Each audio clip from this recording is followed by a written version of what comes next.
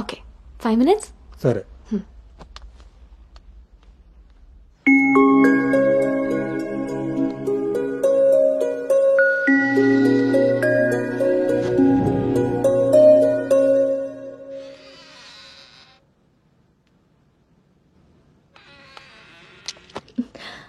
Hi. Hi. Tea? No thanks. Hello, ఎక్కడున్నావురా? అది లేదు ఇది లేదు, నువ్వు అర్జెంటుగా నువ్వు హోటల్కి రా, అర్థమైందా? ఓకే.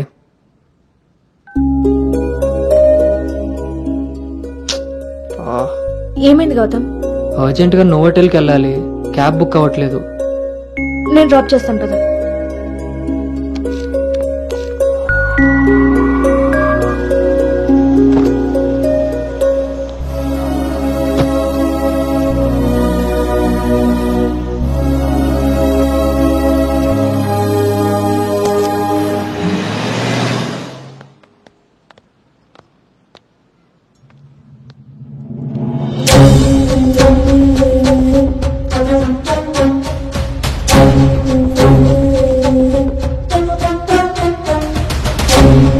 హలో అండి. హాయ్ అండి. బాబు,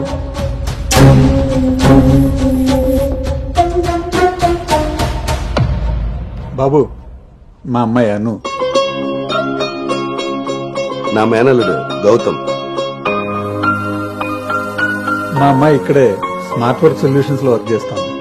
ఓహో, ఏం కావాలి బాబు? ప్రైవసీ కావాలన్నగారు. మనం వీళ్ళకి పెళ్లి చూపులు అరేంజ్ చేసి మనం వాళ్ళనే చూస్తూ కూర్చుంటే ఇంకా వాళ్ళు ఏం మాట్లాడుకుంటారు? ఓ కదా, పదండి రండి. వెళ్దాం.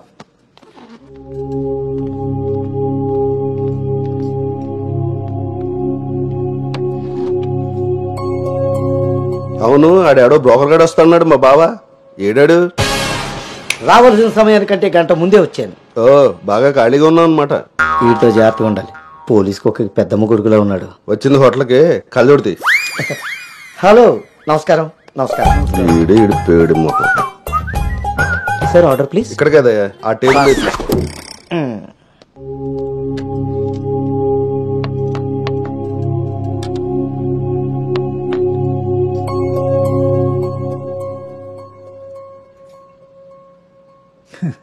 మేము మా అమ్మాయిని చుట్టూ ఉన్న ప్రపంచం తెలియకుండా పెంచితే మీరు మీ అబ్బాయిని అసలు ప్రపంచం అనేదే తెలియకుండా పెంచారే.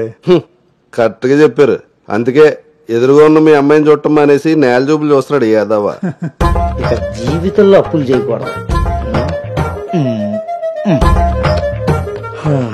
ముందు సాలిపేట ఎర్రాజు గారి అకౌంట్ సెటిల్ చేయాలి. ఎస్.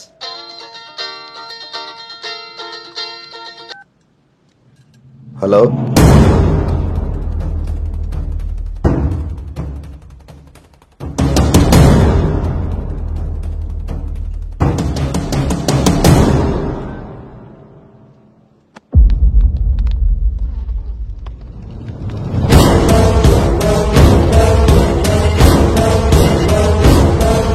పోరా.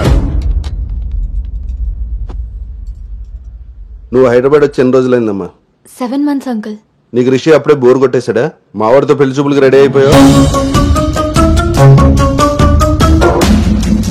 రిషి తెలుసా లేదా?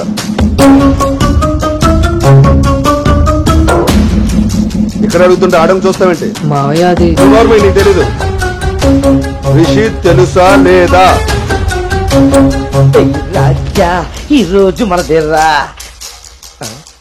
మావయ్య ఒకసారి చెప్పి. నువ్వు నోర్మై, ఇంకోసారి మాట్లాడామంటే నేను వెళ్ళిపోతా. సార్, ఏం జరిగిందండి? నువ్వు ఉండవయ్యా. నీకు తెలుసా లేదా? నిన్నే అడుగుతున్నా.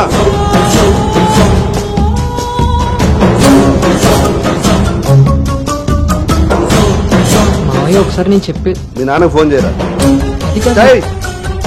నేనే చేస్తా.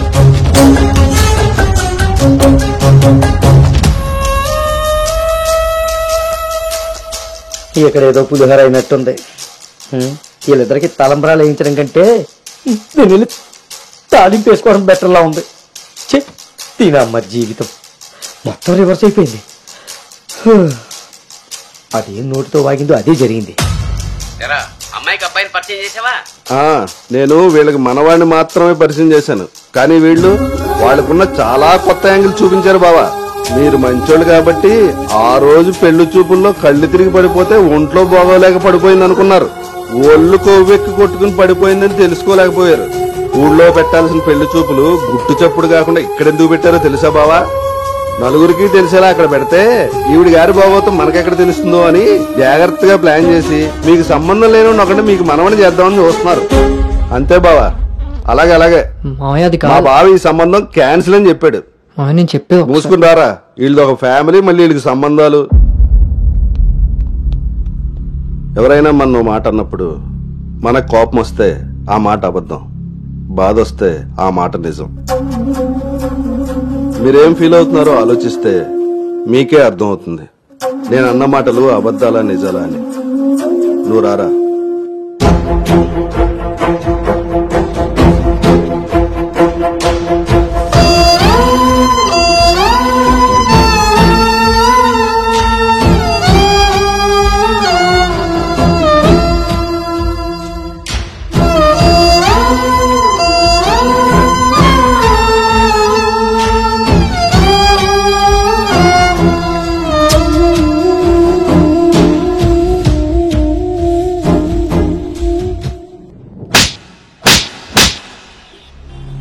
అను ఇట్స్ ఓవర్.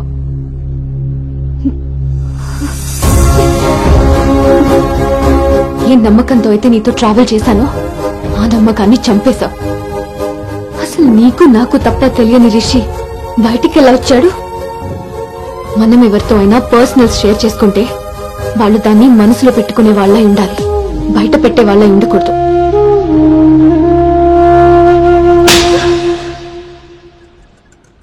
అసలు ఏంటి నీ ప్రాబ్లం? నువ్వే. నీ మాటలే నాకు ప్రాబ్లం, నీ నవ్వే నాకు ప్రాబ్లం. తేజు నువ్వు నా ఫ్రెండ్ అంతే. ఫ్రెండా? నీకో విషయం తెలుసా గౌతమ్, నీతో ఫ్రెండ్షిప్ చేశాకనే నేను లవ్ చేయలేదు, నిన్ను లవ్ చేశాకే ఫ్రెండ్షిప్ చేశాను. నేను నిన్ను లవ్ చేస్తున్నానని నీకు తెలిసి కూడా నువ్వు నన్ను లైక్ తీసుకున్నావు. అయినా నేను మాత్రం సీరియస్ గా ఫాలో అయ్యాను, సిన్సియర్ గా లవ్ చేశాను. ఎంతలా అంటే నువ్వు పల్లవితో రిలేషన్షిప్ లో ఉన్నా కూడా నువ్వే కావాలి అనుకునేంత. నువ్వు పల్లవితో స్పెండ్ చేసిన ప్రతి మూమెంట్ నాకు చెప్తుంటే పెయిన్ ఫీల్ అవుతూ కూడా దాన్ని తట్టుకోగలిగానేమో, కానీ నీ పైన ప్రేమను చంపుకోలేకపోయాను. ఇంకా ఇలా ఎన్ని రోజులు గౌతమ్? నా వల్ల కాలేదు. మా పేరెంట్స్ ఊరు నుండి రాగానే మీ పేరెంట్స్ తో ప్రపోజల్ పెట్టిద్దామని మీ అంకుల్ నెంబర్ తీసుకున్నాను. కానీ నేను నిన్ను నోవోటల్ దగ్గర డ్రాప్ చేసి వస్తుండగా వేరే దారి కనిపించలేదు. నీ లవ్ కోసం నువ్వెంత సఫర్ అయ్యావో నా లవ్ కోసం నేను అంతే సఫర్ అయ్యాను.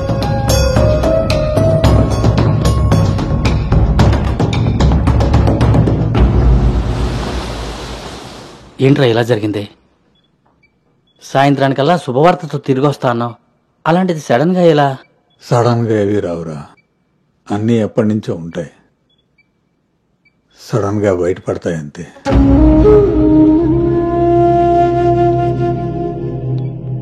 ఇప్పుడు ఎలా ఉందండి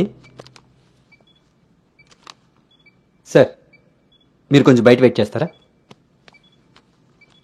బీపీ కొంచెం అబ్నార్మల్గా ఉంది. మీరు ఏదో విషయం మీద స్ట్రగుల్ అవుతున్నారు. అలాంటివి ఏమైనా ఉంటే ఫ్యామిలీ మెంబర్స్తో షేర్ చేసుకోండి, కొంచెం రిలీఫ్ అవుతారు. ఈయనకి రెస్ట్ కన్నా రిలీఫ్ ఎక్కువ అవసరం. Take care.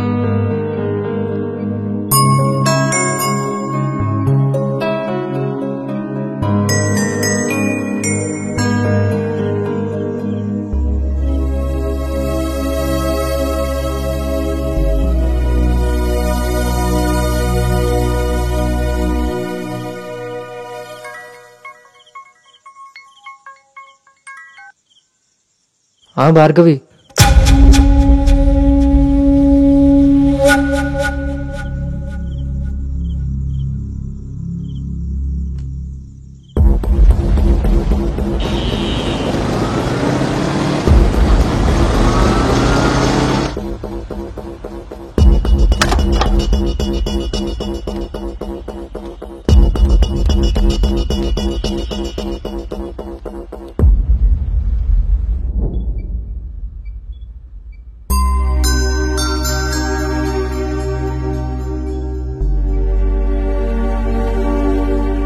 తప్పు జరిగిపోయింది అంకుల్. నిజం తెలుసుకోకుండా మాట్లాడి మా మావయ్య తప్పు చేశారు. నిజం తెలిసి మాట్లాడకుండా నేను తప్పు చేశాను. మీ కుటుంబం గురించి తెలిసి కూడా నిర్ణయం తీసుకొని మా నాన్న తప్పు చేశారు. ఆ రోజు మా మావయ్య చెప్పిన రిషి ఎవరో కాదు అంకుల్, ఇప్పుడు మీ ముందు నిలబడ్డ గౌతమే. లైఫ్ చాలా విచిత్రమైంది అంకుల్. తప్పు చేసే టైంకి మంచి ఎలా ఉంటుందో తెలియనివ్వదు. అది తెలిసే టైంకి చేసిన తప్పు నుంచి మనల్ని బయటికి రానివ్వదు. నేను ఇప్పుడు అదే పరిస్థితిలో ఉన్నాను.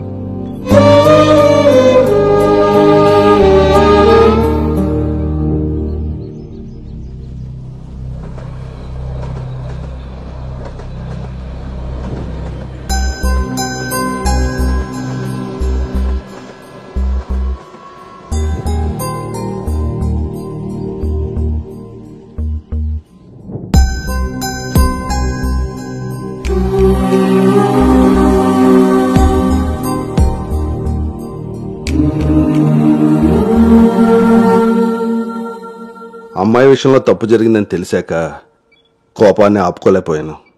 మీ విషయంలో తప్పు చేశానని తెలిసాక మీ ముందు తలెత్తుకోలేక నిలబడ్డాను.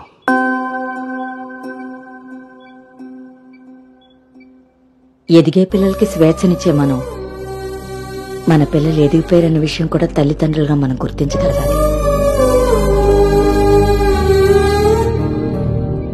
అయినా పెంపకం అంటే పిల్లలకి ఏమీ తెలియకుండా పెంచడం కాదు, వాళ్ళకన్నీ తెలియాలి. అందులో ఏది మంచో ఏది చెడో మనమే తెలియపరచాలి. పిల్లల విషయంలో తప్పు మన పెంపకం అయితే పొరపాటు వాళ్ళ ప్రయాణం.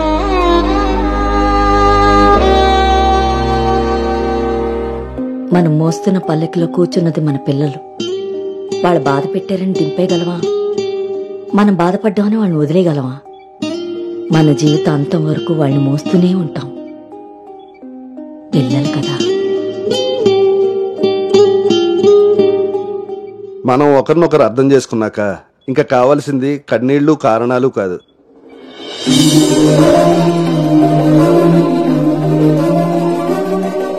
నాకు ఈ పెళ్ళొద్దునా అన్నా?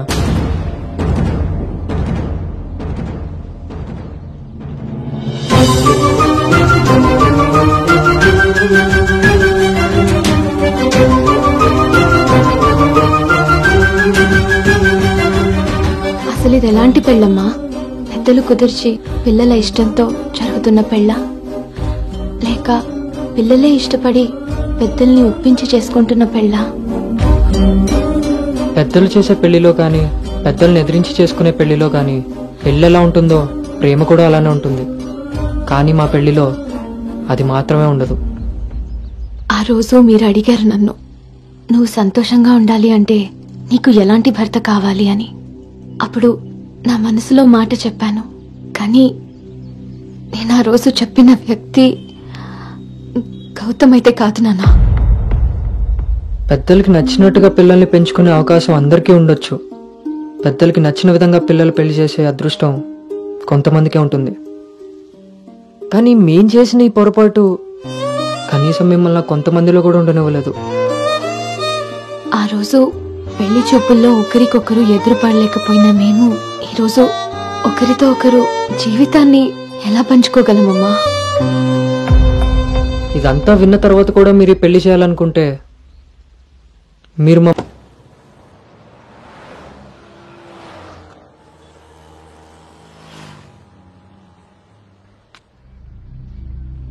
చిన్నతనం నుంచి నువ్వు నేను ఒకే ఊర్లో పెరిగాం. నిన్ను తాకిన గాలే నన్ను తాకింది, నువ్వు తాకిన నెలనే నేను తాకాను. మన పరిచయం విచిత్రం, మన ప్రయాణం ఇంకా విచిత్రం.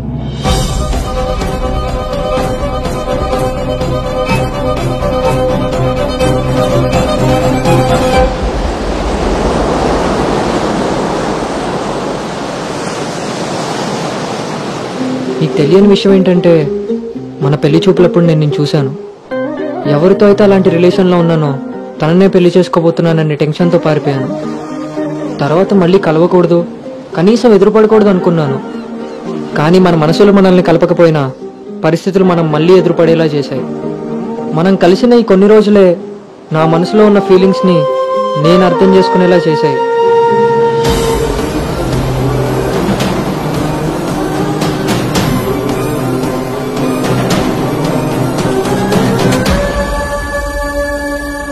ప్రేమ అందంతోనూ ఐశ్వర్యంతోనూ పుడుతుందని తెలుసు, కానీ కేరింగ్ వల్ల కన్సోలింగ్ వల్ల పుడుతుందని నా విషయంలోనే తెలుసుకున్నాను.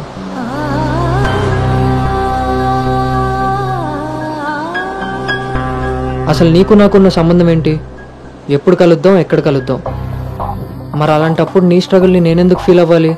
ప్రతి క్షణం దాన్ని గుర్తు చేసుకుంటూ నేనెందుకు స్ట్రగుల్ అవ్వాలి? ఈ ఫీలింగ్స్ అన్నిటికీ అర్థం ప్రేమ.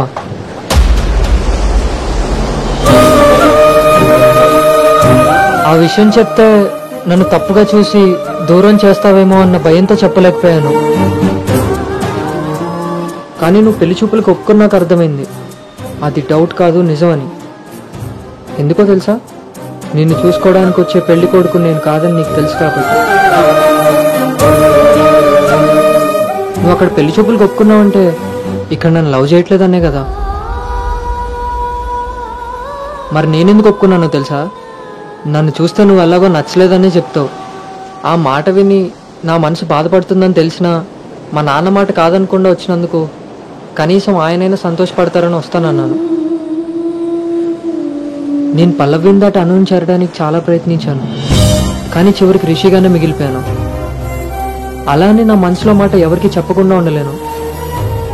అను నీతో కలిసి తిరగడానికి పరిచయం సరిపోయిందేమో కానీ నా ప్రేమను చెప్పడానికి ధైర్యం సరిపోలేదు. నేను నిన్ను ప్రేమిస్తున్నాను అని గట్టిగా చెప్పాలనిపించింది, కానీ అప్పుడు ఎలా చెప్పాలో తెలియలేదు. ఇప్పుడు ఏం చేయాలో అర్థం కావట్లేదు. అందుకే నా అనుకి ఏదైతే చెప్పాలనుకున్నానో దాన్ని తన సోల్మేట్ అయిన నీకు చెప్పుకుంటే కనీసం రిలీఫ్ అయినా దొరుకుతుందని చెప్తున్నాను.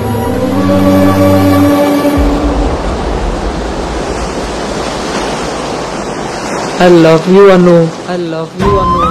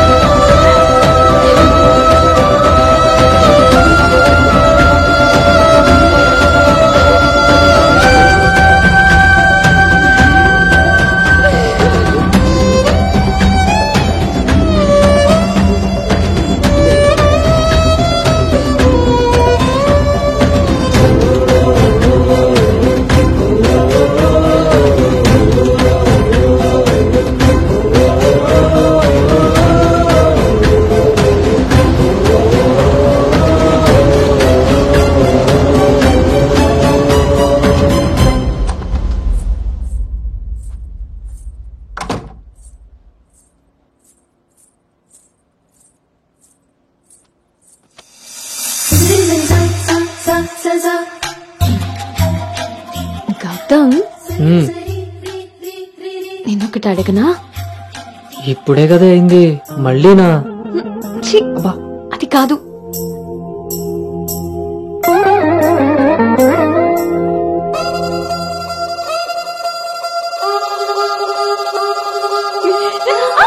ఏ జాగ్రత్త.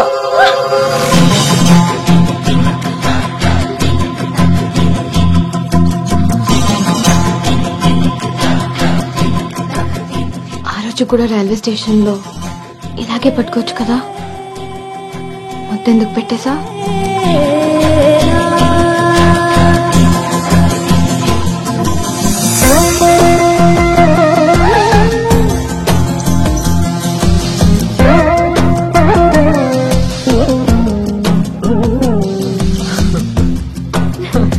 గౌతమ్ ఆగు. అను ప్లీజే ఇప్పుడు వద్దు. ఇప్పుడు కాక ఇంకెప్పుడు?